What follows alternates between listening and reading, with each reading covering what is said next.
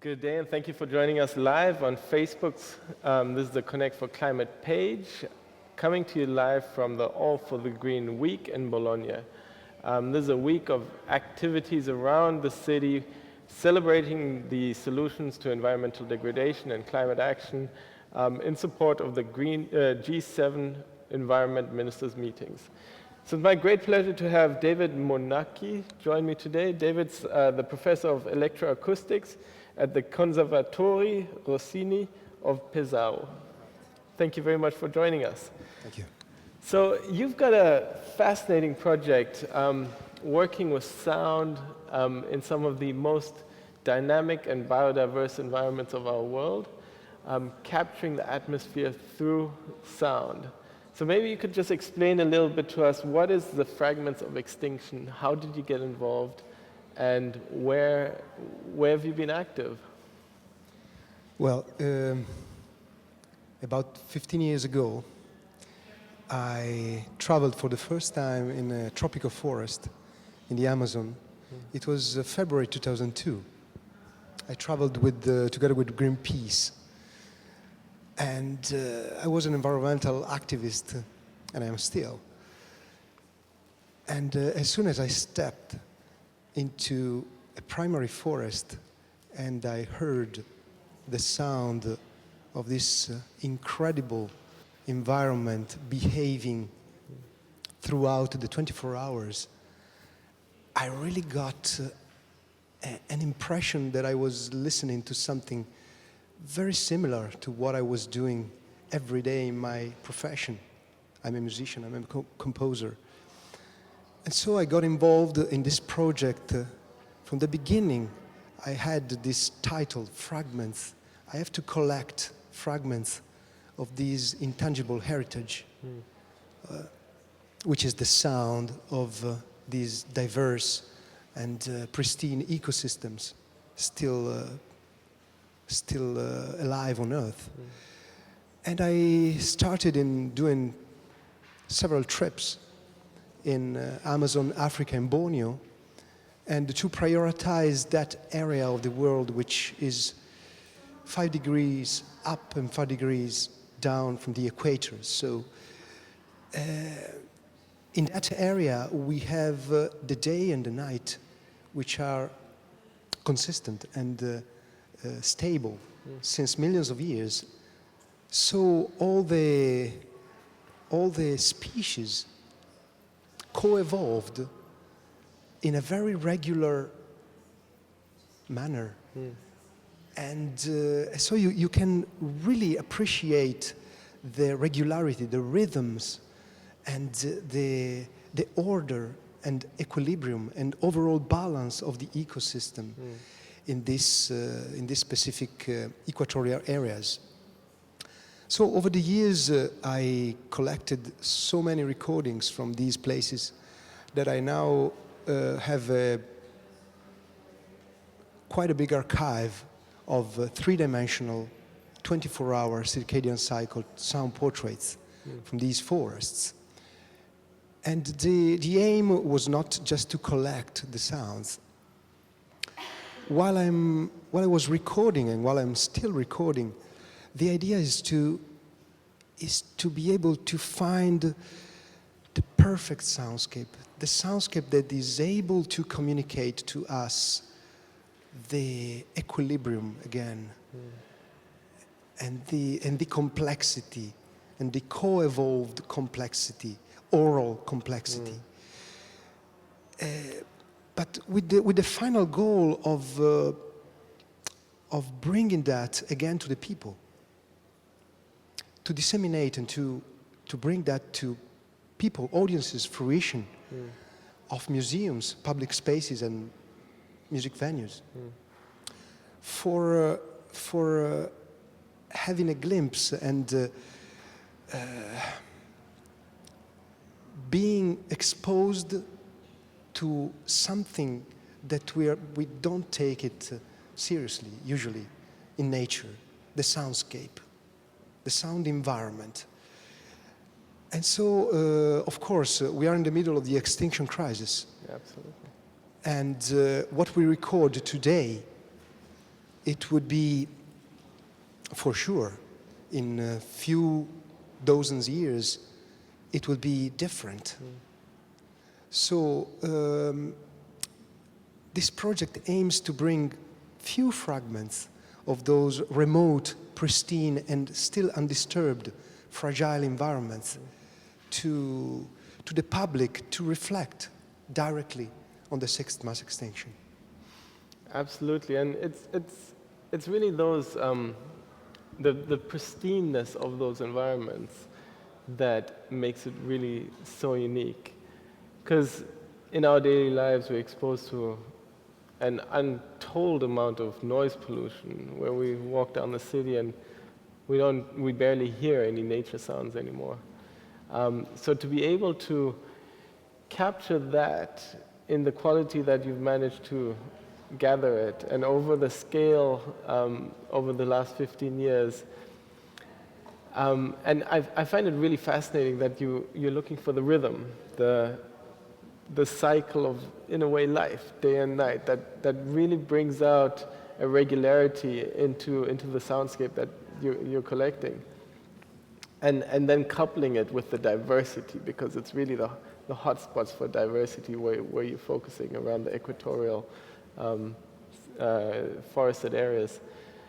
So maybe, having spent so much time in such pristine environments, what is the feeling that it gives you, and what is the message that you'd like to relay from those pristine environments? Well, I think when we are exposed to those soundscapes, we have an occasion to enter into a different perception of time, of frequency, and of harmony, I would say.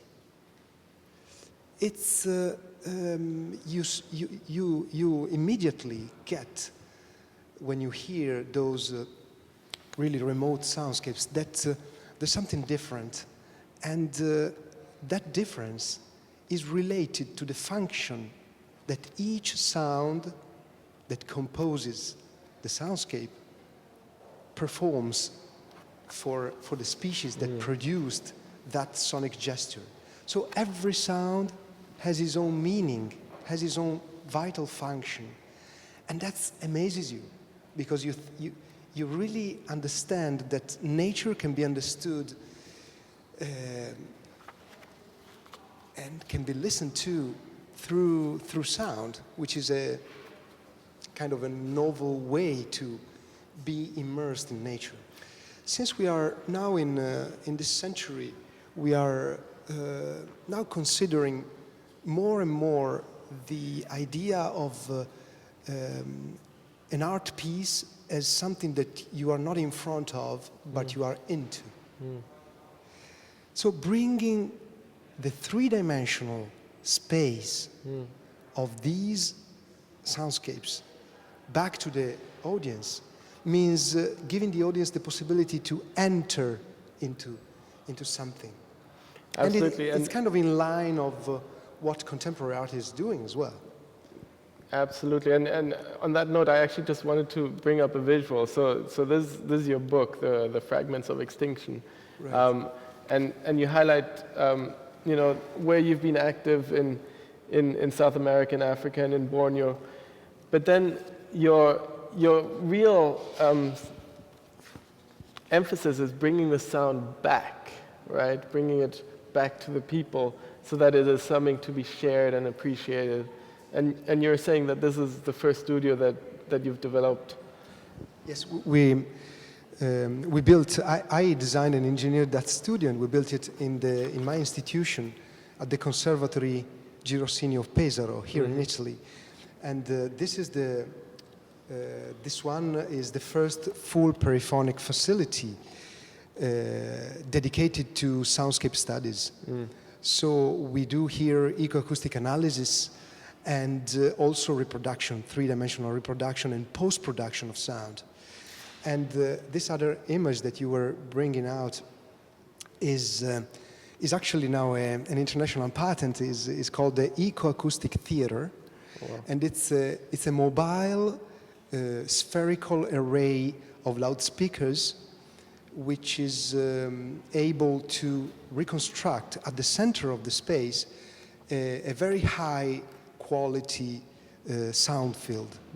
So there's also another aspect that it's in the theater that you can see there are some visuals involved, but it's nothing related to the forest. Okay, so this is an oral experience of the forest, but the visuals are meant to depict the oral history, the spectrogram, so frequency and time and amplitude. So you can just see the score of these soundscapes all the 24 hours through. So the idea is really to give a time lapse and a travel in time as well, because, for example, the last recordings in the forests of Borneo, in those forests, apparently we had 140 million years of undisturbed evolution. So rhythms were extremely precise.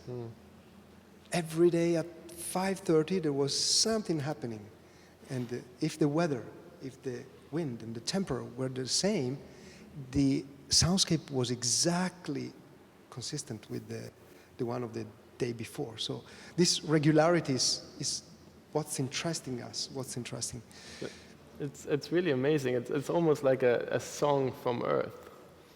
It is actually, and but there is a bitter end that all these soundscapes are changing very quickly, and what we've recorded in 2002 potentially is already changed.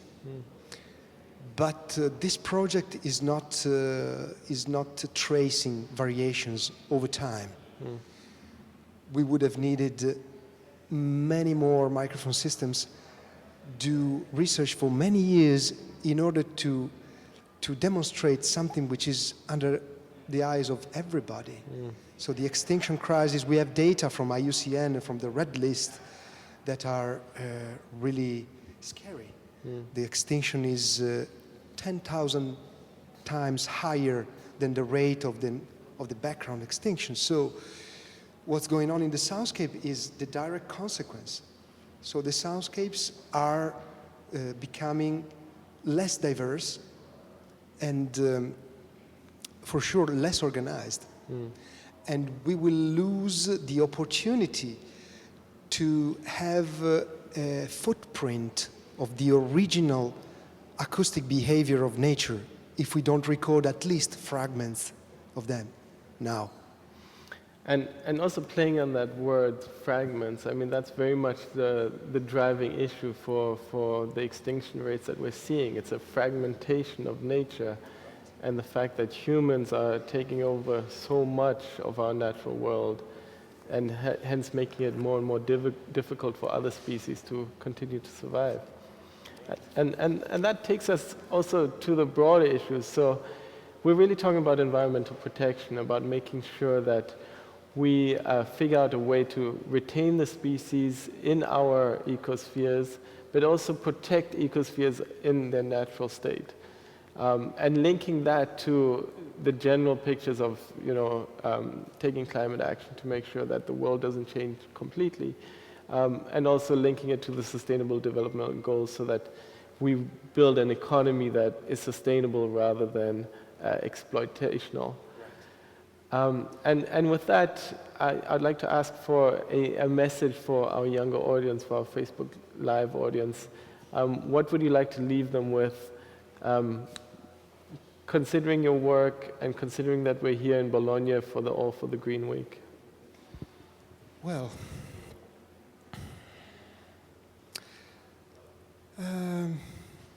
what I would like to leave you with,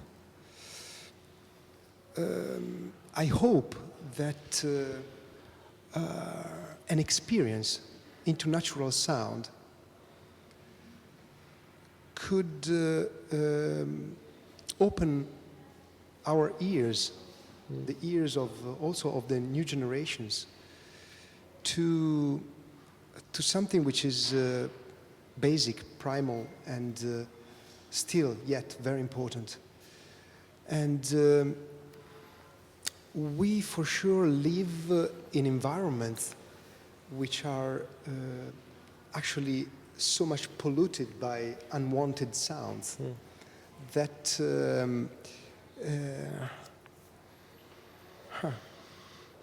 it's interesting. I've never thought about what to say to young generations regarding to that project, but